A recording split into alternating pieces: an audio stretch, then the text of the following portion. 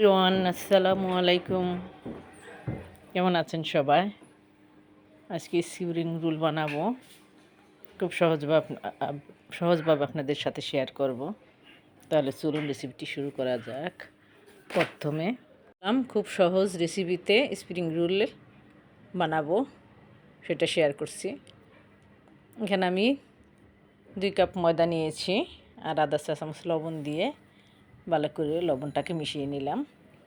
এখানে পাতলাও না, একদম আটার মতো না, একটা ডো মতো ব্যাটার গুলিয়ে নিয়ে কিছুক্ষণের জন্য ডেকে রাখলাম। আর এদিকে আমি পেঁপেগুলি মিহি গেটার দিয়ে যে কুড়িয়ে নিয়েছি, গাজর আর পানি চিপে ফেলে দিয়েছি। এই দেখেন ব্যাটারটা এই যেরকম হয়েছে, হাত দিয়ে আর একটু ফেটে নিতে হবে।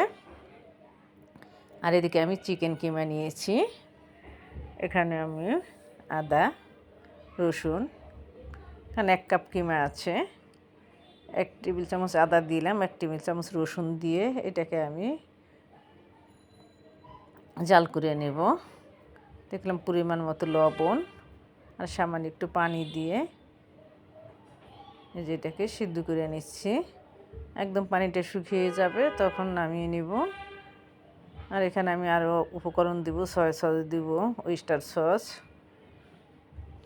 যত হলুদ বাদে ধনে গুঁড়া, মরিচ গুঁড়া আর কাঁচামরিচ আমি পেঁপের সাথে দিব, এগুলি সবই দিয়ে দেবো এখানে। তারপরে যে সব মশলা একসাথে দিয়ে আমি এটাকে শুকনা করে নিব, জাল করে।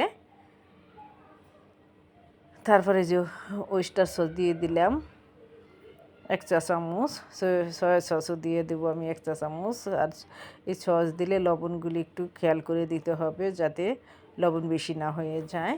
লবণ বেশি হয়ে গেলে কিন্তু আমাদের স্বাদটা নষ্ট হয়ে যায়। এই যে সব মিশিয়ে একবারে নেড়ে নিতেছি। এই যে দেখেন এরকম শুকনা জর্জরে হয়ে যাবে, তখন আমি নামিয়ে নিলাম। নিয়ে অন্য একটা কড়াইতে তেল দিয়ে, পেঁয়াজ আমি এখানে বেশি দিব না, পেঁয়াজ দিলে অনেক সময় গরমের ভিতরে একটু বেশি থাকলে হয়তো নষ্ট হওয়ার চান্স থাকে, সেই জন্য একটু পেঁয়াজ কম দিয়েছি। তারপর আবার ওইখানে আমি 1 চা চামচ আদা, 1 চা চামচ রসুন বাটা দিয়ে নেড়ে নিলাম। তারপর এখানেও আমি সব মশলা একটু একটু করে দিব। এই যে মরিচ গুঁড়া দিলাম 1 চা চামচ, এটা কিন্তু লাল টকটকা একটা মরিচ, দেখেন দেখতে কেমন দেখা যায় লাল মরিচটা। এটা আমি যারা বাঙ্গায় ওখান থেকেই কিনে আনি, মেশিনের ওখান থেকে। দিয়ে দিলাম 1 চা চামচ ধনে গুঁড়া দিয়ে ভালো করে নেড়ে, এই যে আমি পেঁপেগুলি এইভাবে চিপে রেখেছিলাম পানি জড়িয়ে, পেঁপেগুলো দিয়ে দিলাম। আমি বাঁধাকপি, এটার সাথে বাঁধাকপিও দিতে চেয়েছিলাম, কিন্তু আমাদের এখানে বাজারে বাঁধাকপি এখনও আসেনি। অনেক বড় বড় সবগুলোতে আসছে, কিন্তু ওটা থেকে এখন আনতে যাব, তাই একটু দেরি হয়ে যাবে, সেজন্য আর যাইনি। আমি এখানে পেঁপে আর গাজর মিহি করে কুড়িয়ে নিয়ে তারপর আপনার চিপে নিয়েছি, আর বেশ কিছু কাঁচামরিচ দিয়ে দিলাম। কাঁচামরিচ কালারটা মাশাআল্লাহ খুব সুন্দর ছিল। এখন এগুলিকে আমি ভালো করে নেড়ে নিব। আর এখানেও আমি পরিমাণ মতো কিছু লবণ দিয়ে দিলাম, আর 1/4 চা চামচ টেস্টিং সল্ট দিয়ে দিচ্ছি, দিয়ে ভালো করে মিশিয়ে নিব। মিশিয়ে তারপর কিমাগুলি দিয়ে নেড়ে নিব। আর এখানে দিলাম আমি আধা চা চামচ জিরা গুঁড়া আর গরম মশলার গুঁড়া, সব মশলা দিয়ে যে আমি যেটা বানাই ওইটা দিয়ে দিলাম 1 চা চামচ, দিয়ে যে ভালো করে মিশিয়ে নিব। মিশিয়ে কিমাগুলি দিয়ে নামিয়ে নিব। আশা করি আপনাদের ভালো লাগবে। স্প্রিং রোলটা কিন্তু বাচ্চারা খুবই পছন্দ করে, এমনকি বাচ্চারা কেন বড়রাও অনেক পছন্দ করে, খেতে কিন্তু খুব ভালো হয়। আর এটা একদম মানসম্মত একটি খাবার। এটার মধ্যে কিমাও, চিকেনও আছে আর সবজিও আছে, বাচ্চারাও খুব পছন্দ করে। আর এটা ওদের স্কুলে টিফিনের জন্য একদম পারফেক্ট একটি নাস্তা। তারপর আমি কিমাগুলি দিয়ে ভালো করে এই যে মিশিয়ে নিলাম। এটা খুবই ভালো লাগে খেতে। এই যে দেখেন নামিয়ে, এই যে আমি ব্যাটারটা যে করে রেখেছিলাম এটা আমি হাত দিয়ে একদম পাতলা করে টেনে এই যে এরকম করে শিটগুলি বানিয়ে নিব।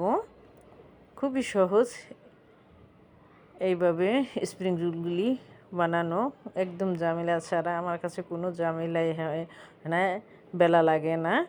তারপর এভাবে দিয়ে মিনিট খানেকের মতো অপেক্ষা করলেই প্যান থেকে একাই উঠে আসবে।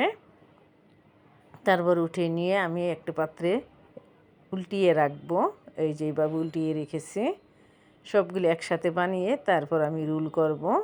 এই যে আমি চলে আসলাম।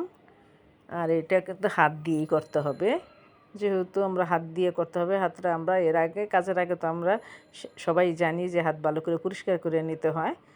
তাই আমরা যারা খাবারের কাজ করি তারা খাবার বানানোর আগে আমরা হাতটা ভালো করে পরিষ্কার করে নেই, সেটা সবাই জানি। তারপরে এভাবে আমি শীটটার উপরে যতটুকু আপনি পুর দিবেন ওই পুরটা দিয়ে তারপরে এভাবে এই যে মুড়িয়ে নেব। এখানে কিন্তু 2 হাত ব্যবহার করতে হবে। আমি আপনাদের এক হাত দিয়ে দেখাইলাম, কিন্তু 2 হাত ছাড়া কিন্তু এটা সুন্দর হয় না।